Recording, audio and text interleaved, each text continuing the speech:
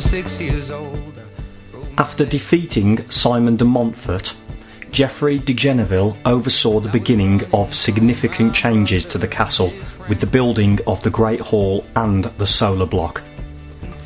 Between 1321 and 1322, Roger Mortimer found himself on the losing side of the Despencer War, a baronial revolt against Edward II. He was imprisoned in the Tower of London but escaped on St Peter's Day in 1323. He went on to form an alliance with the king's estranged wife, Queen Isabella, and seized power in 1327.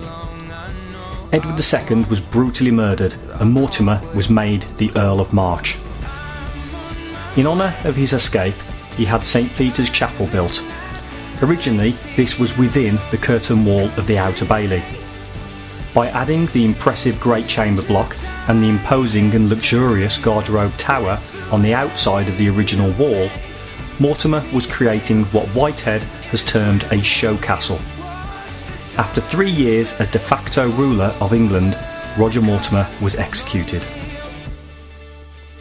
These developments lead to problems for historians imagining the original Northern Wall. There is no record of the buildings that stood previously before the new northern range of Solar Block, Great Hall, Great Chamber Block and Garderobe Tower was constructed. The Garderobe Tower itself was built externally on the existing walls. This northern range replaced a previous range of buildings of which there is now no record. Contemporary accounts refer to them, and their existence at similar sites such as at Chepstow Castle mean we know that they existed, but we cannot be sure of precise details. As well as this, the changes to the outside of the castle, which include the early 14th century Mortimer's Tower, make it difficult to imagine the original castle's defences. However, the existence of historical models and recreations based on archaeological evidence make this an easier task, even if we can't be sure of exact dates and details. In 1402, Edward Mortimer, an ancestor to the great Mortimer who had effectively ruled England and had added to the lavish buildings of the North Range, made a fateful decision to advance on the Welsh rebel Owain Glyndwr. Unfortunately for him, he was captured at the Battle of Brynglas, and the king, Henry IV, refused to ransom him. He would eventually marry one of Glyndwr's daughters before meeting a sad end fighting for the Welshmen during the siege of Harlech Castle in 1409. In 1432, ownership of the castle took a significant change as it came into the possession through inheritance of the mighty Richard, Duke of York. The mighty noble spent much of the 1450s with Ludlow Castle as his home, and this period also saw great investments in the rebuilding of St Lawrence's Church, including the building of the Great Bell Tower and the use of contemporary stained glass.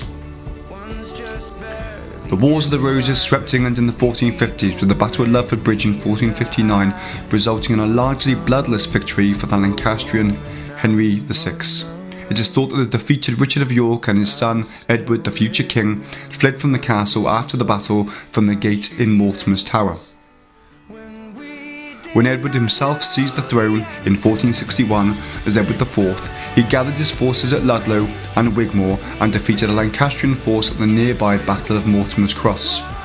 Significantly for the town of Ludlow, he took control of Ludlow Castle and merged it with the property of the Crown. It would be these events that would lead to the establishment of the Council of the Marches at Ludlow for the next 2 centuries under the Tudor and Stuart dynasties.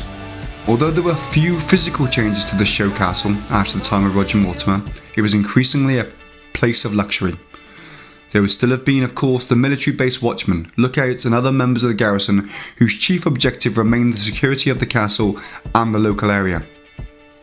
But increasingly, the castle was becoming preoccupied with shows of wealth and ceremony, with a range of servants which would have included a butler in charge of the butlery, a keeper of the wardrobe who was in charge of the tailors and the laundress, a ewerer, a worker who brought and heated water for the nobles, and there was also likely to have been a falconer, a highly skilled expert responsible for the care and training of hawks for the sport of falconry.